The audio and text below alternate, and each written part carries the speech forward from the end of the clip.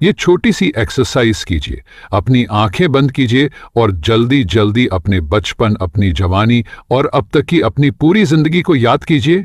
क्या आपको लगता है कि आपको पॉजिटिव एक्सपीरियंस से ज्यादा नेगेटिव एक्सपीरियंस हुए हैं, या फिर इसका उल्टा सच है? सबसे ज्यादा फ्रस्ट्रेटिंग बात यह है कि हमें नेगेटिव मोमेंट्स ज्यादा याद रहते हैं।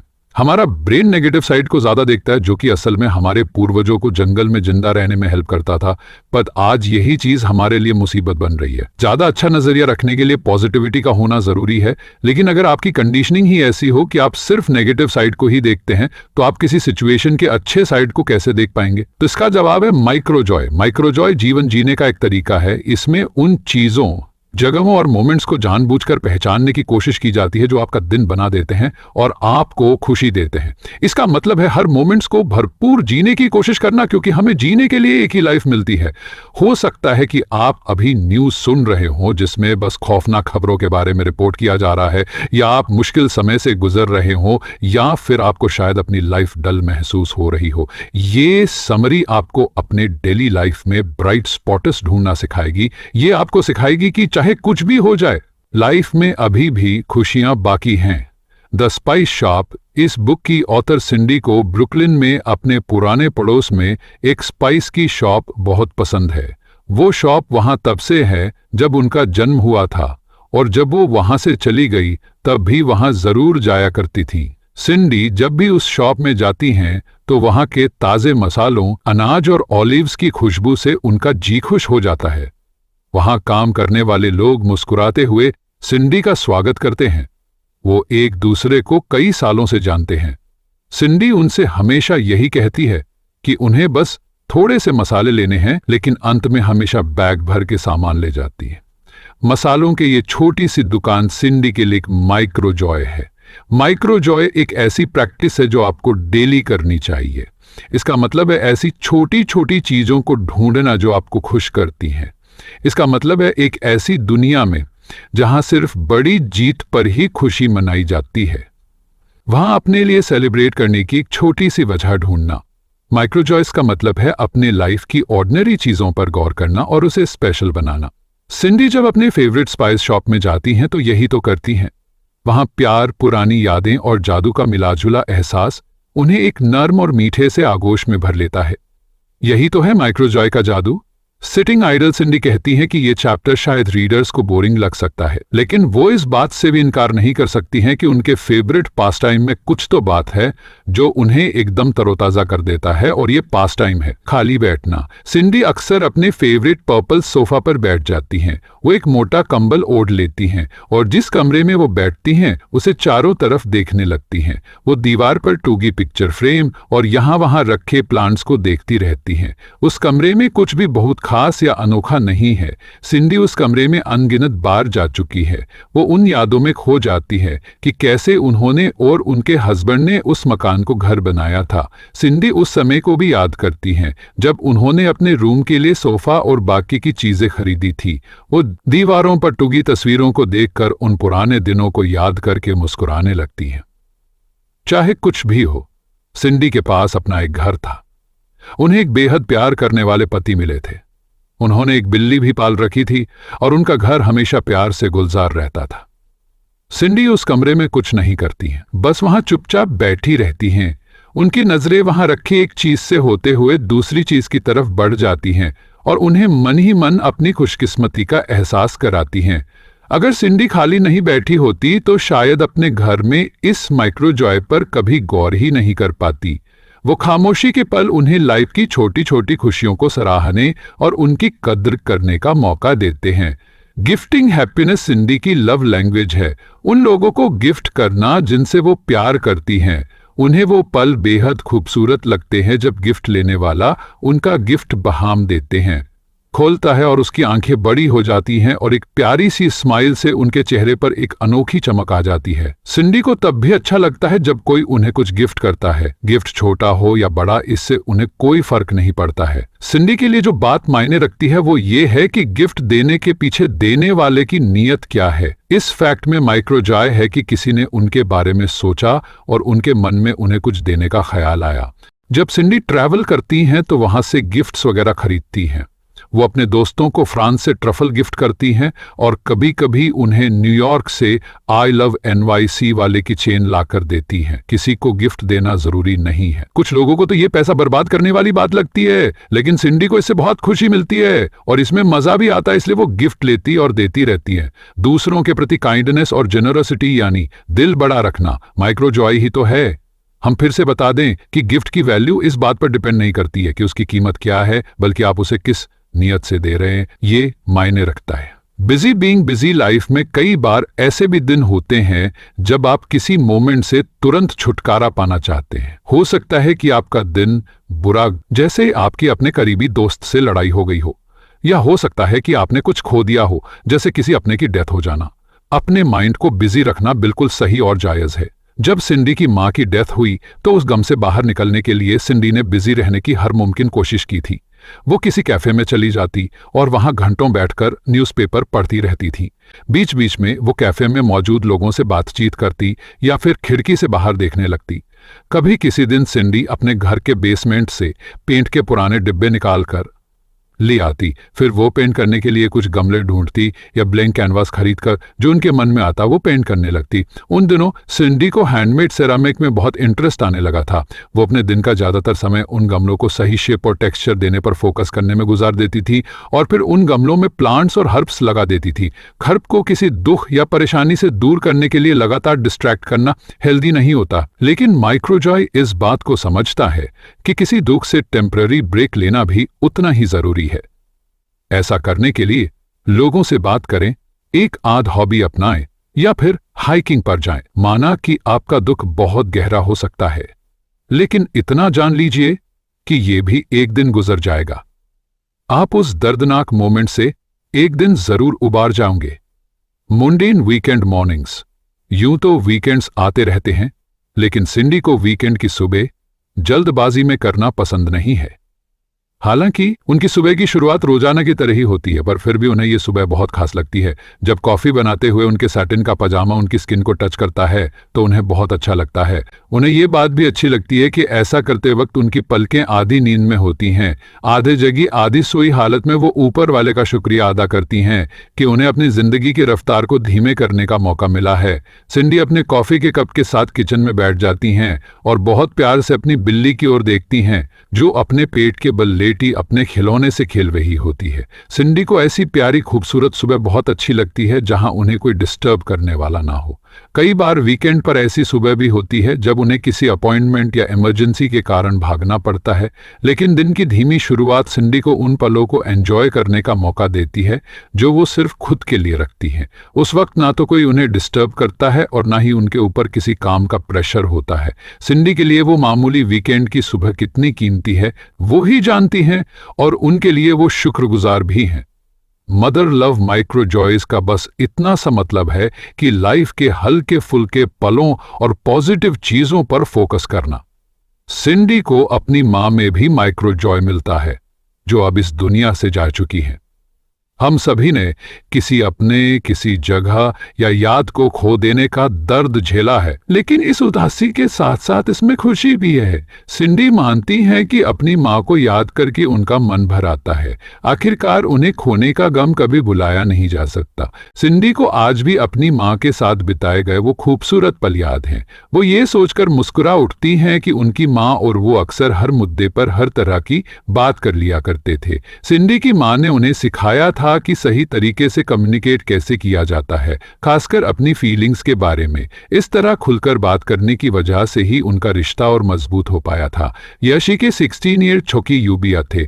यशी के 16 ईयर छोकी किया जाता, खासकर अपनी फीलिंग्स के बारे में इस तरह खुलकर बात करने की वजह से ही उनका रिश्ता और मजबूत हो पाया था। यशी तेलीबोश का दिया जाता है, खासकर अपनी फीलिंग्स के बारे में इस तरह खुलकर बात करने की वजह से ही उनका रिश्ता और मजबूत हो पाया था। सिंडी की माँ जब भी कुछ ऐसा कहती या करती जिससे उन्हें बुरा लगता था तो सिंडी तुरंत अपने थॉट्स को उनके सामने एक्सप्रेस कर देती थी, और ठीक ऐसा ही उनकी माँ भी करती थी। उनका रिश्ता परफेक्ट तो नहीं था, पर हाँ, सिंडी को इस बात का सुकून जरूर था कि उनकी माँ जब इस दुनिया से गई तो उनके बीच ऐसा कुछ नहीं था जो अनकहा रह गया हो। वो दोनों एक दूसरे की खामियों और खूबियों से वाकिफ हो गए थे।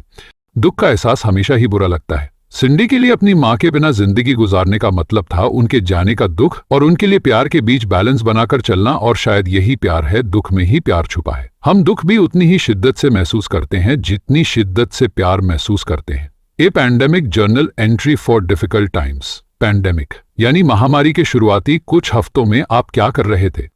आप शायद एक नई और अनजाने बीमारी से जुड़े डर से डील करते हुए अपने लिए एक रूटीन सेट करने की कोशिश कर रहे होंगे। पैंडेमिक के शुरुआती दिनों में सिंडी को एक भारीपन सा महसूस हुआ था।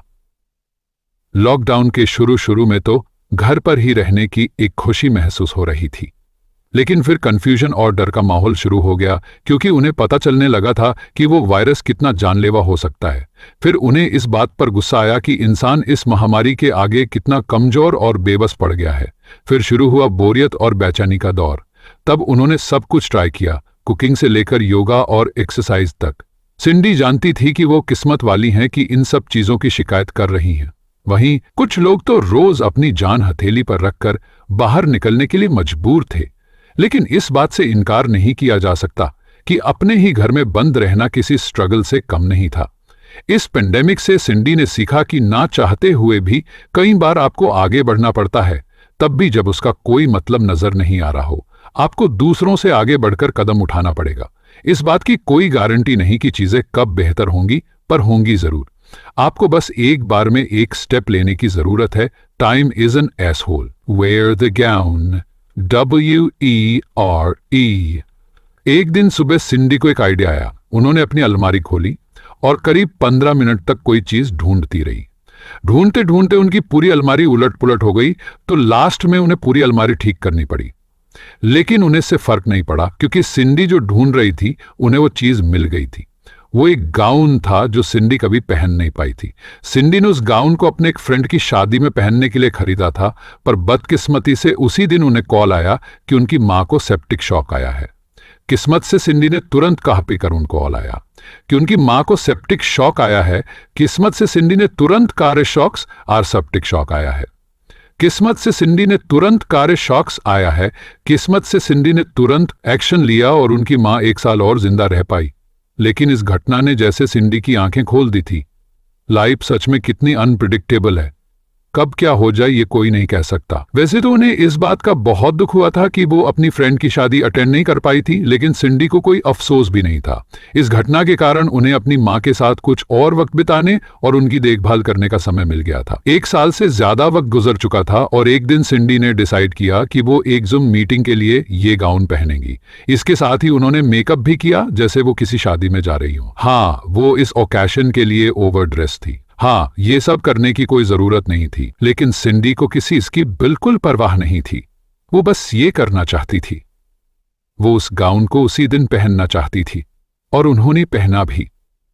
लाइफ बहुत छोटी और अनप्रेडिक्टेबल है। इतना सब सोचकर खुद को उन छोटी छोटी चीजों को करने से ना रोकें जो आपको खुशी देती हैं। मेटामॉर्फोसिस सिंडी की लाइफ में एक ऐसा पॉइंट आया जब उन्हें वाकई में बहुत रिलैक्स्ड महसूस हो रहा था। उनके दिमाग में जो लगातार एक के बाद एक थॉट आते रहते थे, उन्हें आखिरकार उससे छुटकारा मिल गया था। उनके कंधों और बॉडी में जो टेंशन रहता था वो गायब हो गया था, और वो अब एक तरह की शांति महसूस कर रही थी। उनकी लाइफ में ये पॉइंट तब आया था जब उन्हें अपनी जिंदगी के सबसे बड़े तूफान का सामना करना पड़ा था। उनकी मां के गुजरने के चंद महीनों बाद ही उन्हें अपने भतीजे की मौत का दर्द भी सहन पड़ा था।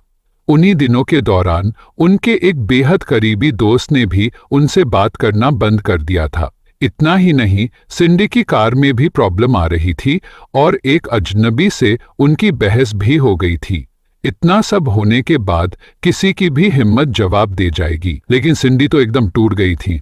उन्हें याद है कि कैसे वो फ्रस्ट्रेशन में आकर रो पड़ती थी, लेकिन बाद में उनका मन हल्का हो जाता था। एक के बाद एक कई दुख झेलने के बाद सिंडी ने खुद को संभाला। अब वो उन चीजों पर अपनी एनर्जी वेस्ट नहीं करती थी जो उनके लिए मायने नहीं रखते थे।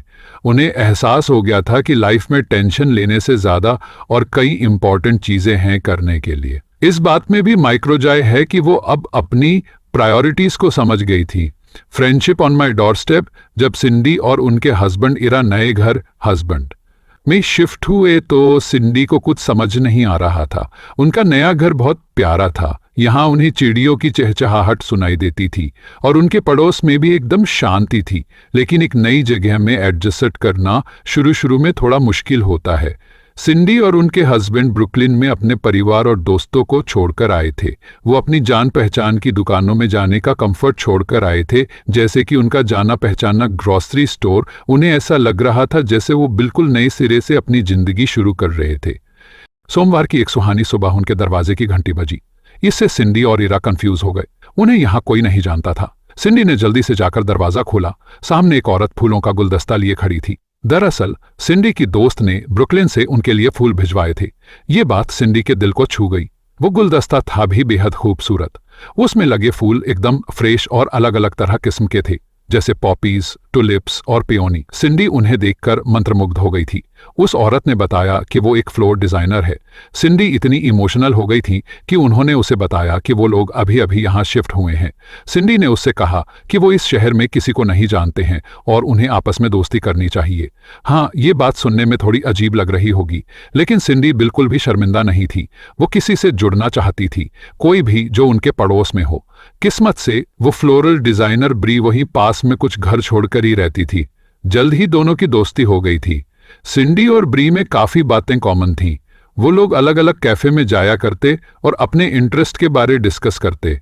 दोनों ने ही उन दिनों अपने एक पेरेंट के जाने का दुख झेला था। सिंडी और ब्री दोनों को ही गिफ्ट्स लेना और देना पसंद था, इसलिए दोनों एक दूसरे के दरवाजे पर आए दिन सरप्राइज गिफ्ट्स रखा करते। फ्रेंडशिप हमारी लाइफ में तब भी आ सकती है जब हमें इसकी उम्मीद भी नहीं होती है। कई बार हम किसी ऐसे इंसान को मिस कर देते हैं जो शायद हमारी लाइफ में और रंग भर सकता था। इसलिए लोगों से मिलते जुलते रहें, क्योंकि वो आपकी लाइफ में जादू बिखेर सकते हैं। जेक सिंडी को कभी नहीं लगा था कि वो कभी किसी जानवर को एक पेट के तौर पर रखेंगी। वैसे तो उन्हें जानवर पसंद हैं, पर उन्होंने कभी पेट रखने के बारे में सोचा नहीं था। वो जानती थी कि पेट रखना कितने जिम्मेदारी का काम है और वो हमेशा अपने काम में बिजी रहती थी, इसलिए उन्हें यही लगता था कि पेट रखना उनके लिए ठीक नहीं होगा। एक दिन सिंडी सुबह सुबह बेगल सैंडविच लेने के लिए एक शॉप में गई। वो अक्सर इस शॉप में जाया करती थी। ये एक सिंपल रूटीन था। वो लाइन में लगती, अपना ऑर्डर देती और फिर सीधे घर चली जाती। मगर उस दिन सुबह उनका रूटीन थोड़ा सा अलग था। उस शॉप का मालिक एक बॉक्स लेकर आया था और सबको उस बॉक्स के अंदर झांकने को बोल रहा था। सब लोग उस वक्त हैरान रह गए जब उन्होंने अंदर बिल्ली के 7 बच्चे देखे। बिना किसी हिचकिचाहट के लोगों ने एक एक बच्चा उठाया और जल्दी से शॉप से निकल गए। सिंडी ने फिर से बॉक्स के अंदर देखा तो उसमें 2 बच्चे अभी भी थे। उन्हें अब भी पेट रखने में कोई इंटरेस्ट नहीं था, लेकिन फिर उन्होंने एक माँ और बेटी की बात सुनी जो उन बच्चों को घर ले जाने के बारे में सोच रहे थे। वो लोग बिल्ली के दोनों बच्चे को रखना चाहते थे। ये सुनते ही सिंडी ने जल्दी से एक बच्चा उठाया और शॉप के मालिक को थैंक यू बोलकर स्टोर से निकल गई। सिंडी का दिल जोरों से धड़क रहा था। उन्होंने क्या कर दिया था? उन्होंने बिना कुछ सोचे बिल्ली का बच्चा क्यों उठा लिया था? लेकिन उस दिन दोपहर को सिंडी एक पेट स्टोर में गई और दुनिया भर के बिल्ली के खिलौने खरीद लाई। इस बात को 15 साल बीत गए हैं। अब सिंडी और उनकी बिल्ली जेक एक दूसरे के बिना नहीं रह सकते। जेक सिंडी के लिए एक माइक्रो जॉय है। उस दिन किस्मत से उस शॉप में सिंडी को कुछ एहसास हुआ था। आप लाइफ में हमेशा रेडी नहीं रहते हैं, फिर चाहे वो पेट हो या कोई रिलेशनशिप या आपकी जॉब। कभी कभी आपको लाइफ में अचानक कुछ करना पड़ता है और देखना होता है कि आगे क्या होता है। क्या पता वो कुछ आपकी लाइफ को ही बदल दे। So many feeling. सिंडी अक्सर ये सोचती हैं कि क्या वो बहुत ज्यादा फील करती हैं, क्या वो अपने इमोशंस को बढ़ा चढ़कर महसूस करती हैं। जब वो पार्क में खूबसूरत फूलों को खिलते हुए देखती हैं तो क्या वो कुछ ज्यादा ही एक्साइटेड हो जाती हैं? क्या वो अजनबी लोगों से बात करते वक्त कुछ ज्यादा ही जोश में आ जाती हैं? सिंडी ने यह भी नोटिस किया कि वो अपने नेगेटिव इमोशंस भी जोर से बोलकर एक्सप्रेस करती हैं। जब उन्हें गुस्सा आता है तो उनकी आवाज थोड़ी ऊंची हो जाती है। अगर समाज में कोई अन्याय हो रहा है तो इससे भी उनका पारा चढ़ जाता है। कई लोग ऐसे अन्याय देखकर भी चुपचाप बैठे रहते हैं, लेकिन सिंडी उनमें से नहीं है। उन्हें लगता है कि ऐसे मुद्दों को अनदेखा करने से सिचुएशन और खराब हो जाती है। अपने इमोशंस को खुलकर फील करने में सिंडी को शर्म नहीं आती है। बाकी लोगों के मुकाबले वो बहुत गहराई से और जोर देकर अपनी फीलिंग्स को एक्सप्रेस करती है। सिंडी अपनी पर्सनैलिटी के इस पहलू को खुलकर गले भी लगाती हैं। वो जितना ज्यादा खुद को फील करने का मौका देती हैं, उतनी ही जल्दी वो उन इमोशन से डील कर पाती हैं। इमेजिन कीजिए कि आपका दिन बेहद खराब गुजरा है। आपको उठने में देर हो गई और फिर आपको जल्दी जल्दी काम पर भागना पड़ा। ऑफिस में आपके बॉस आपको एक बुरी खबर देते हैं और सबसे बड़ी बात तो ये कि आपका फेवरेट लंच भी खत्म हो गया है। ऐसे में कोई भी इंसान अपने नेगेटिव इमोशंस को अंदर ही अंदर दबा लेगा। मगर सिंडी ऐसी नहीं है, वो इस बात को एक्सप्रेस करती हैं कि आज उनका दिन कितना खराब रहा है।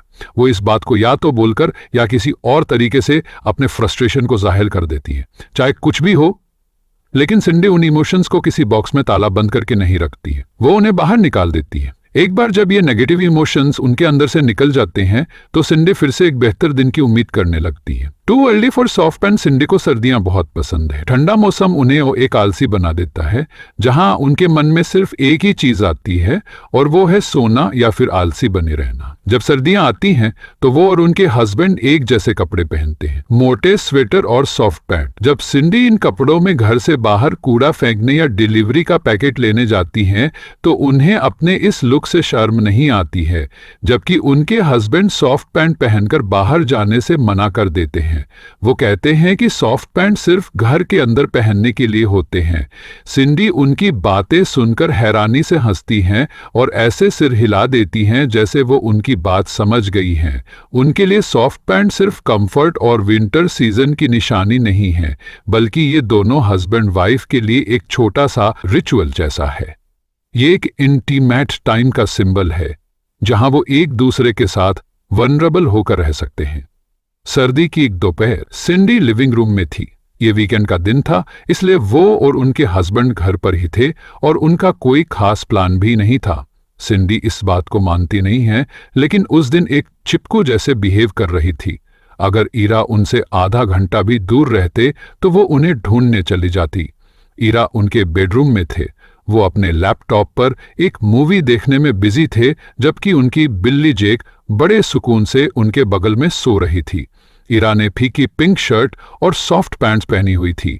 उन्हें देखकर सिंडी को शांति मिली। उन्होंने तुरंत अपना फोन निकाला और उनकी एक पिक्चर ले ली। वो कोई खास मौका नहीं था, पर फिर भी उन्होंने उस पल को अपने कैमरे में कैद कर लिया, क्योंकि जिन चीजों की हमें आदत हो जाती है वो फ्यूचर में दोबारा सेम तरीके से नहीं होंगे। जैसे जिनसे आप प्यार करते हैं उनके साथ बिताया गया एक सुकून भरा दिन, अपने दोस्तों के साथ किया गया एक बढ़िया डिनर, अपने पेट के साथ छुप छुपी का गेम खेलना। ये वो छोटी छोटी पल हैं जो हमेशा आपके दिल के करीब रहेंगे। इन पलों को लिखकर या इनकी पिक्चर लेकर या व्लॉग बनाकर इन्हें कैप्चर करने की कोशिश करें। ये एक तरीका है इन पलों को हल्के में ना लेने का। साथ ही ये आपको याद दिलाता रहेगा कि अभी आपकी लाइफ में सब कुछ कितना बढ़िया चल रहा है। How to lead. सिंडी ने एक बार एक फैशन कंपनी को मैनेज किया था। वो अपनी जॉब से खुश थी, उनके बॉस बहुत अच्छे थे और उनकी टीम भी कमाल की थी। उन्हें अलग अलग जगह से मटेरियल ऑर्डर करना पड़ता था, लेकिन ये सुनने में आसान काम लगता है, लेकिन इसके लिए बहुत ऑर्गेनाइजेशन और डिटेल की जरूरत होती है। एक दिन सिंडी को डायरेक्टर के ऑफिस में बुलाया गया। उस कंपनी की डायरेक्टर जिलियन एक मिडिल एज्ड औरत थी जिन्हें सिंडी बहुत पसंद करती थी। जिलियन एक काबिल लीडर थी। उन्होंने सिंडी को साफ शब्दों में बताया कि उनके ऑर्डर में एक गलती हुई है। ऑर्डर में हुई गलती के लिए सिंडी और उनकी टीम से ही बात की जाती थी। डायरेक्टर ने सिंडी को अपने ऑफिस में इसलिए बुलाया था क्योंकि जो गलती हुई थी उसकी वैल्यू $35,000 थी। सिंडी ने जैसे ही अमाउंट सुना, उन्हें रोना आ गया। उन्हें बहुत इंसल्ट महसूस हो रही थी। कितनी बड़ी गलती जो हुई थी। इस बात में कोई शक नहीं था कि उनकी जॉब जा सकती थी। सिंडी रोते रोते माफी मांगे जा रही थी। डायरेक्टर ने उन्हें कुछ देर रोने दिया। उसके बाद उन्होंने सिंडी से पूछा कि क्या उनका रोना पूरा हो गया है। इसके जवाब में सिंडी ने हाँ में सिर हिला दिया। सिंडी ने कहा कि ऐसी गलती नहीं होनी चाहिए थी। जिलियन ने सिर हिलाते हुए कहा कि उन्हें सिंडी पर भरोसा है और वो उन्हें जॉब से नहीं निकालेंगी, क्योंकि वो जानती हैं कि सिंडी कितनी टैलेंटेड और अच्छी हैं। और इसके साथ ही उनकी बातचीत पूरी हो गई। ये सुनकर सिंडी को कुछ समझ नहीं आ रहा था कि क्या बोले। उन्हें लग रहा था कि इसके बाद उनकी परफॉर्मेंस को बारीकी से मॉनिटर किया जाएगा, लेकिन जिलियन ने उन्हें माइक्रो मैनेज नहीं किया। उन्होंने सिंडी की इस बात पर भरोसा किया था कि उनसे दोबारा ऐसी गलती कभी नहीं होगी। सिंडी और उनके वर्क एथिक पर जिलियन ने जो भरोसा दिखाया था, उसने सिंडी को अपनी जॉब को लेकर और भी ज्यादा कॉन्फिडेंट बना दिया। इस माइक्रो जॉय मोमेंट ने उन्हें अपने करियर को इंप्रूव करने में बहुत मदद की। तो दोस्तों, इसी के साथ ये समरी यहीं पर समाप्त होती है। आपको ये समरी कैसी लगी, ये हमें कमेंट बॉक्स में जरूर बताइए और रखिए अपना बेहतर ख्याल। सुनते रहिए समरी फॉर यू। जय हिंद, जय भारत।